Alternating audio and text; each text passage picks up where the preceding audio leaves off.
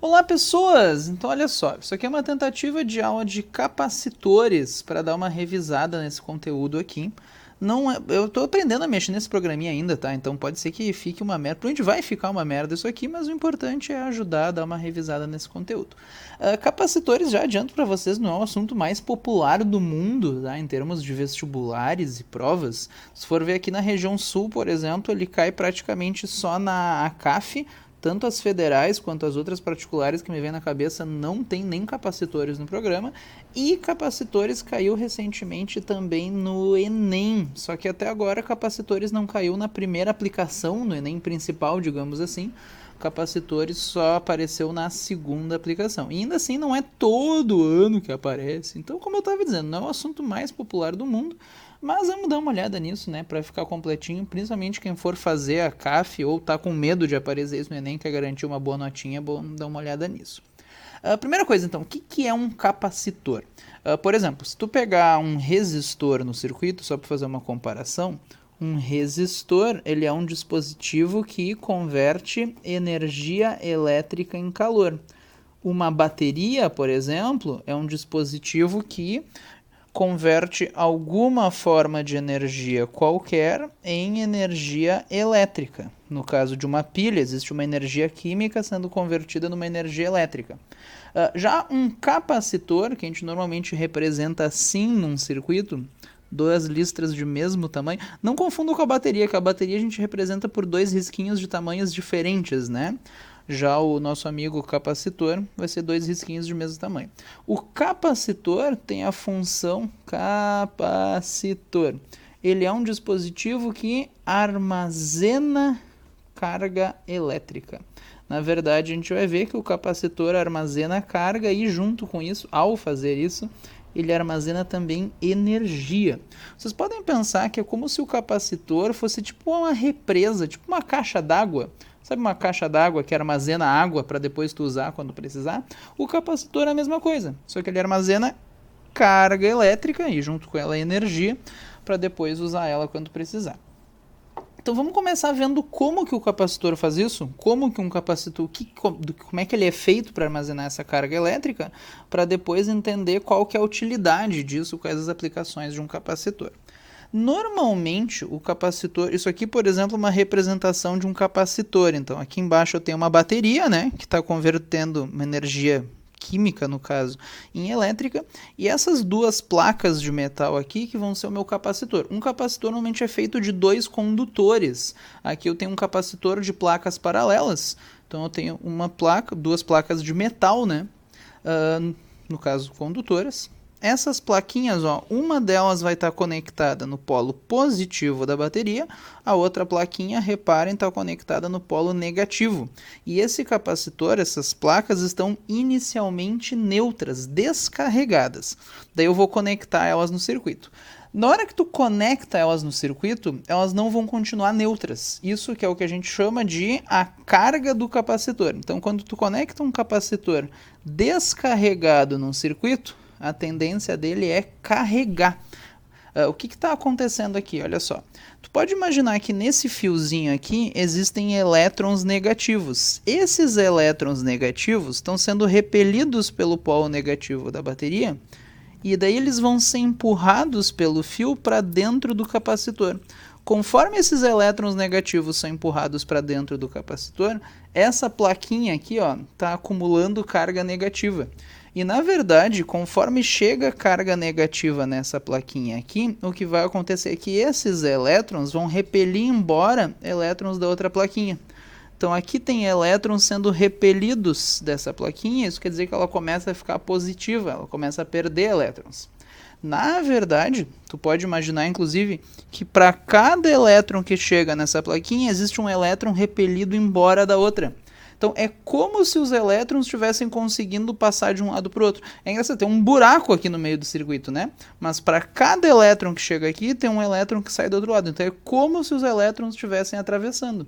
Então assim que tu conecta o capacitor no circuito, ele é quase que nem um fio livre. Ele permite que exista uma corrente elétrica nesse circuito. Existe uma corrente elétrica aqui no fio, Na verdade, lembra que o sentido convencional da corrente, né, é o oposto do movimento dos elétrons, mas existe então uma corrente elétrica aqui no fio, que é o que está fazendo acumular carga elétrica no capacitor. Só que o que acontece é que isso não vai durar muito tempo. Conforme esse capacitor está carregando, ó, conforme está armazenando mais elétrons aqui, o que acontece é que essa carga elétrica que já está na plaquinha, e consequentemente, né, a outra plaquinha vai ficando cada vez mais positiva, o que acontece é que essa carga elétrica que já está aqui vai repelindo a chegada de novos elétrons e essa corrente aqui vai morrendo. Então o que acontece é que vai chegar uma hora que tem tanta carga elétrica no capacitor que isso impede que as cargas do fio continuem vindo para cá. Ou seja, essa corrente elétrica que tem ali fora, eventualmente vai morrer. Essa corrente elétrica vai sumindo. Então, daqui a pouco chega uma hora que acaba o movimento de cargas no capacitor, no fio, desculpa. Então, essa corrente elétrica aqui vai morrendo e agora o capacitor está cheio de carga elétrica. Isso é o que a gente chama de um capacitor carregado. É quando tem tanta carga elétrica no capacitor que ela já chegou no seu limite, digamos assim, e daí não tem mais corrente nesse fio. Se tu fosse fazer um gráfico, por que não, né? Do que está acontecendo com a corrente elétrica no capacitor, ó. Vamos fazer uma linhazinha aqui assim, ó. Por exemplo, aqui tem uma linha aqui, outra linha aqui. Olha que profissional isso, a gente está aprendendo a mexer nesse negócio ainda. Então vamos fazer um gráfico da corrente elétrica nos fios em função do tempo. Assim que tu conecta o capacitor descarregado no circuito, aparece uma corrente elétrica ali no circuito, que está mandando elétrons pro capacitor, no fiozinho aqui. Daí conforme vai acumulando carga elétrica aqui no capacitor, essa corrente elétrica vai morrendo, até que daqui a pouco ela chega em zero e o capacitor já está cheio de carga. Quando essa corrente chega em zero, na verdade isso levaria um tempo infinito, mas na prática, gente, isso é muito rápido, tá? Depois de alguns milissegundos, a corrente no fio já é praticamente zero. E tu pode dizer que o capacitor está carregado. Inclusive, é bom tu perceber, né, que se tiver, por exemplo, menos 5 coulombs aqui, vai ter mais 5 coulombs aqui, né? A carga que chega numa plaquinha é igual à carga que é repelida embora da outra. Então isso que seria a carga do capacitor. Tu poderia fazer um gráfico também de como que se comporta justamente a carga elétrica no capacitor conforme o tempo passa. Então seria uma coisa mais ou menos assim, ó. A carga elétrica em função do tempo. Quando eu falo carga do capacitor, eu estou falando da carga em cada placa, em módulo. Então, por exemplo, se eu te disser que a carga no capacitor é 5 coulombs, eu estou te dizendo que tem mais 5 aqui e menos 5 aqui, né? Mas como é que a carga elétrica se comporta? Inicialmente, assim que tu ligou o capacitor no circuito, ele estava descarregado, a carga era zero. E conforme o tempo passa, essa carga foi aumentando até que ela chegou no seu valor máximo, que nesse meu exemplo foi 5 coulombs. Isso aqui, para quem gosta de matemática, é uma assíntota, olha só. Mas isso então é a minha carga do capacitor. Agora eu tenho um capacitor carregado. Outra coisa que é importante tu perceber é que conforme esse capacitor aqui está carregando, existe uma certa DDP aqui. Pensa aqui, a plaquinha ligada do lado positivo ficou positiva, né? A outra plaquinha conectada do negativo ficou negativa. Mas no momento em que tu tem um positivo de um lado e um negativo do outro, existe também um campo elétrico aqui, né? Como é que é o campo elétrico? Sempre sai das positivas e entra nas negativas. Tá ficando uma merda esse desenho, mas existe um campo elétrico entre as placas e além disso existe uma DDP, né? Na placa positiva tu tem um potencial elétrico alto, na placa negativa tu tem um potencial elétrico baixo, um potencial elétrico menor. Então existe uma diferença de potencial. O que acontece é que essa volta, de certa forma tu pode pensar que o capacitor aqui, ele vai armazenar carga elétrica até que a DDP, a voltagem, se tu quisesse chamar assim no capacitor, compense nesse caso a voltagem da bateria. Só o que eu quero dizer com tudo isso é que se a bateria, por exemplo, tivesse, sei lá, 12 volts, quando o capacitor estiver carregado nesse caso, tu pode dizer que ele vai ter atingido também uma voltagem de 12 volts. Então o capacitor carrega até nesse caso que a voltagem dele equilibre, né, a voltagem da bateria de certa forma. Inclusive, quanto mais volts a bateria tiver, ou seja, quanto mais volts tu colocar no capacitor, mais carga ele vai armazenar em cada placa. Tu pode pensar que uma bateria de mais volts consegue empurrar mais carga para as placas. Matematicamente, o que eu estou te dizendo é que a quantidade de carga em cada placa do capacitor é proporcional à voltagem que tu coloca ali, a DDP entre as placas. Nesse meu exemplo aqui, ó, vamos dizer que eu tivesse... deixa eu pegar um número mais bonitinho aqui, vocês vão ver que vai facilitar as contas depois. Vamos dizer que tu tem... vamos dizer que tu tem 10 volts aqui na bateria, né? Isso fez armazenar 10 volts no capacitor. Nesse meu exemplo, então, com 10 volts no capacitor, teria armazenado 5 coulombs em módulo em cada placa.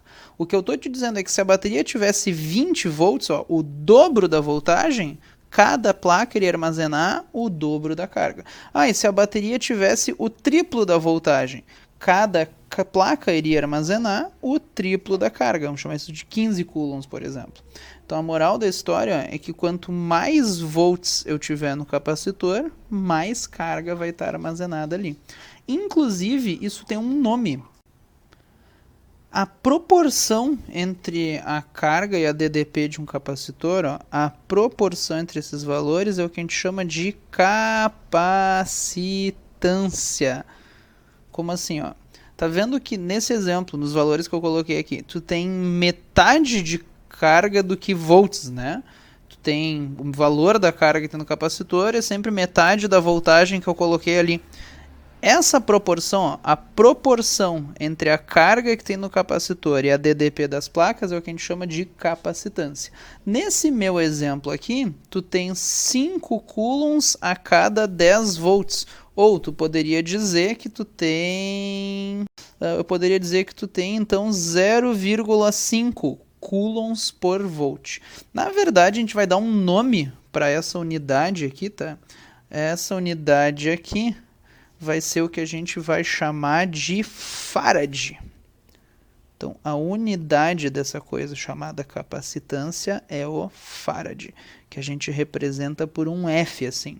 Então, eu diria que a capacitância desse meu capacitor foi 0,5 farads. Mas o importante é tu saber o significado disso. Lembrem que farad é só um jeito bonito de falar o coulomb por volt. Ou seja, se eu te disser que a minha capacitância é 2 farads, o que isso significa?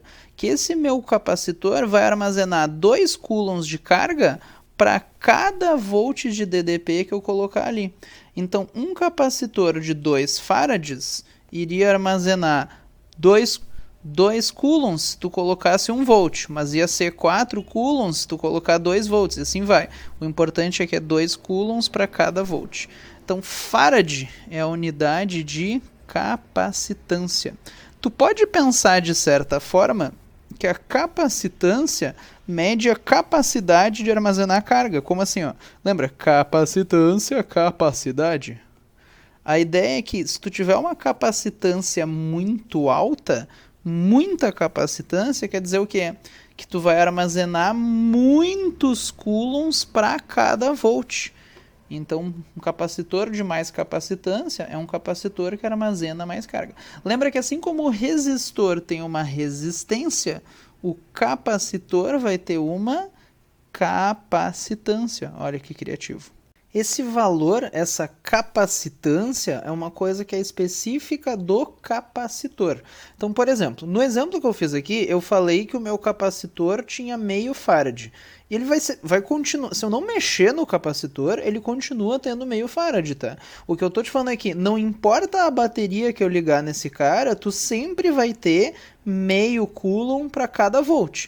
Então, não importa o que eu ligar nesse cara, essa proporção aqui vai se manter. Tu vai ter metade do número de coulombs do que de volts. Então, a capacitância vem do capacitor. Ela não depende da bateria, ela não depende do circuito. Na verdade, se tu quiser ser bem específico, deixa eu até ajeitar aqui, a capacitância, assim, gente, ela sempre vai ser uma propriedade geométrica.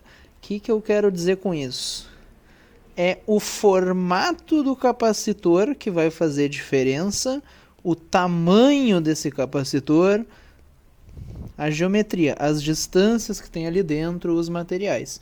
Então, para mudar, se tu quiser alterar esse valor de capacitância aqui, o único jeito de fazer isso seria mudar as propriedades desse capacitor. Então, ou tu vai ter que mudar o tamanho da placa, ou tu vai ter que mudar essa distância, e depois, enfim, a gente vai ver como é que tu calcula esse valor, inclusive. Mas importante tu ter em mente, então, que a capacitância é específica do capacitor. Cada capacitor tem o seu. Para ser bem sincero com vocês, na prática, esse valor que eu tinha inventado aqui, de meio farad, é um valor absurdo, tá? Era só para facilitar as contas. Na prática, para ter um capacitor, gente, de meio farad, de 2 farads, inclusive, se tivesse um capacitor com essa capacitância, tu provavelmente ia precisar de um carrinho de mão para carregar ele de um lado para o outro, de tão grande que ele ia ter que ser, para caber tudo isso de carga aqui. Na prática, gente, vamos até anotar aqui, o comum é a gente encontrar valores muito pequenos de capacitância. Ou tu vai encontrar por aí o microfarad, micro quer dizer que é 10 na menos 6 farads, ou o nanofarad, que é 10 na menos 9 farad. Às vezes a gente encontra até o picofarad. O pico quer dizer 10 na menos 12. Então, a gente encontra por aí valores bem pequenos de capacitância. Inclusive, já que a gente está num mundo da prática aqui, eu queria encerrar essa primeira parte sobre os capacitores falando para vocês, na prática, como é que a gente usa isso aqui, sendo um pouquinho mais sincero. Porque, na realidade, tá, tu não vai ter 2 placas de metal enormes dentro do circuito, que isso ocupa muito espaço. O que a gente faz na prática, normalmente, é o seguinte: o que tu vai ter é o que a gente chama de um capacitor, onde as plaquinhas estão enroladas assim, ó. O que acontece é que tu tem as 2 placas de metal, uma delas enrolada em torno da outra, com algum isolante entre elas. Primeiro, para as plaquinhas não encostarem uma na outra, né? Se tu colocar um condutor entre elas, elas descarregam, né? Mas, além disso, esse isolante vai afetar o valor da capacitância, a gente vai ver que esse isolante ajuda. Então, na prática, o que acontece é que tu pega, por exemplo, 2 folhinhas de papel alumínio, 2 condutores e enrola eles para conectar no circuito. Isso aqui que são capacitores que tu ia encontrar num circuito, eles são tipo um cilindro assim. Dentro desses tubinhos existem os teus condutores enrolados. Então, na prática, é assim que tu vai ver um capacitor. Então, olha só, eu queria encerrar essa primeira parte mostrando para vocês uma animaçãozinha, só para ajudar vocês a visualizarem melhor como é que o capacitor funciona e daí discutindo então algumas aplicações disso, onde é que a gente usa o capacitor no dia a dia. Então, eu tenho aqui um sitezinho, tá? Vocês podem acessar, aqui tá o link, mas digita FET, P-H-E-T e capacitor no Google, que ele vai abrir essa página aqui, e daí a gente vai dar uma acessada. Seleciona aqui capacitância, ele vai abrir essa telinha aqui, ó. Aqui tu tem uma bateria, inicialmente tem 0 volts na bateria, então como se ela não existisse, né? Daí que eu tenho um fiozinho, e isso aqui é o meu capacitor de placas paralelas. E eu vou marcar aqui também a carga na placa superior. Inicialmente tem 0, está em picocoulombs, pico quer dizer 10 na menos 12, mas então tem 0 de carga na plaquinha. Então, o que vai acontecer aqui é o seguinte, ó, se por exemplo eu pego e eu coloco uma certa voltagem na bateria, nota que começou a plaquinha ligada no positivo ficou positivo, né? Aqui está negativo, então armazenou uma certa carga no capacitor que está indicada aqui. E notem primeiro que quanto mais volts eu coloco na bateria, mais carga está armazenada no capacitor. Então, ó, se tu aumenta a voltagem, vão vendo que aqui em cima está aumentando a carga no capacitor.